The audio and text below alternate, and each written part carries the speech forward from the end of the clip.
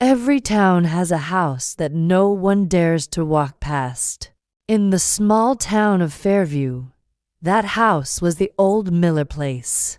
Its windows were boarded up, its paint peeled away long ago, and for decades, people whispered about the man who used to live there. They called him the Collector. Claire, a waitress in her late 20s, had just finished a long night shift. She was driving home when her headlights swept across the Miller house.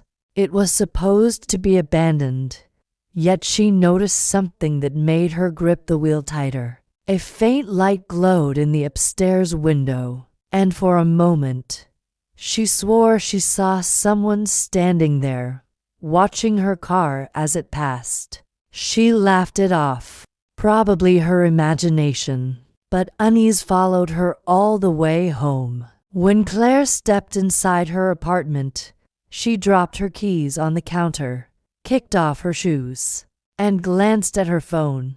A text from her friend Lisa blinked on the screen. "Everything okay? You seem nervous tonight." Claire typed back quickly. "Just fine. Past the old Miller house. Thought I saw someone in the window." Lisa replied almost instantly. "That place. It's haunted. Don't spook yourself." Claire chuckled until she turned toward her coffee table and froze. There, sitting neatly in the center, was a Polaroid photo, fresh. The chemicals hadn't even finished drying. It was a picture of her, taken from outside her own window. Panic clawed at her chest. She grabbed her phone, dialed 911, and whispered into the receiver, "Someone's been in my apartment. They left a photo of me."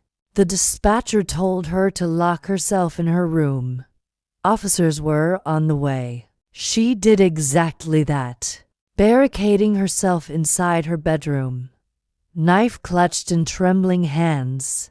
And then she heard it. Soft footsteps, slow, deliberate, coming from the living room.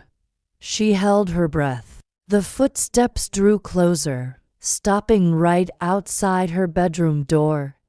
The doorknob rattled once, then silence. Minutes stretched into hours before the police arrived. They searched everything, no forced entry, no intruder, nothing. Only that single Polaroid remained. They told her it was probably a prank, but Claire knew better. Someone had been inside her home. The next night, she tried to relax, tried to sleep, but when she opened her eyes, something on the windowsill caught her attention. Another Polaroid. This one showed her, asleep in her own bed.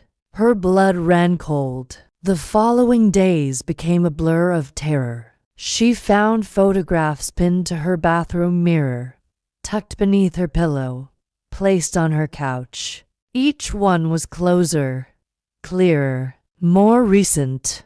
The police grew frustrated. With no evidence, there was nothing they could do. The text message one evening, Claire sat on her couch, knife in hand, lights off. She was determined to catch him, to prove she wasn't crazy. Then her phone buzzed. A text from an unknown number. "Smile." A camera flash exploded outside her window. Heart racing, she rushed to the glass. The street below was empty, dead silent. She turned back toward the couch and nearly fainted. A new Polaroid rested there, still warm from the camera. It showed her at the window, screaming. Detective Harris finally insisted she leave her apartment. He arranged for her to stay in a nearby motel. Safer, he said. The police would keep an eye on her place. That night, Claire sat on the bed, double-checking the lock. She allowed herself to relax. But then, the TV flickered. Static filled the screen, and slowly, images began to appear. Polaroids. Dozens of them. Claire brushing her hair. Claire cooking. Claire sleeping. Claire crying. All taken without her knowing. Then, across the screen, words appeared. Turn around. Her entire body froze. Slowly, trembling, she turned her head toward the corner of the motel room.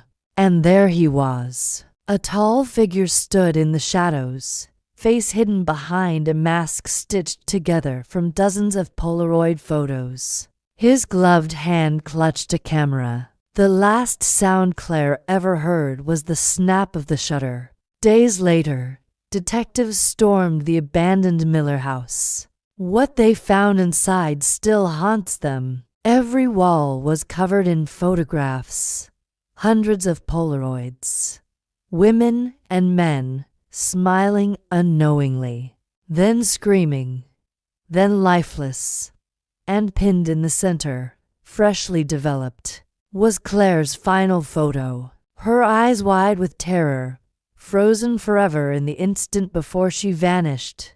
They called him the collector, because once he took your picture, you never left his collection. So if you ever find a Polaroid of yourself that you didn't take, run, because he's already watching you. To support this channel, please like this video and subscribe the channel.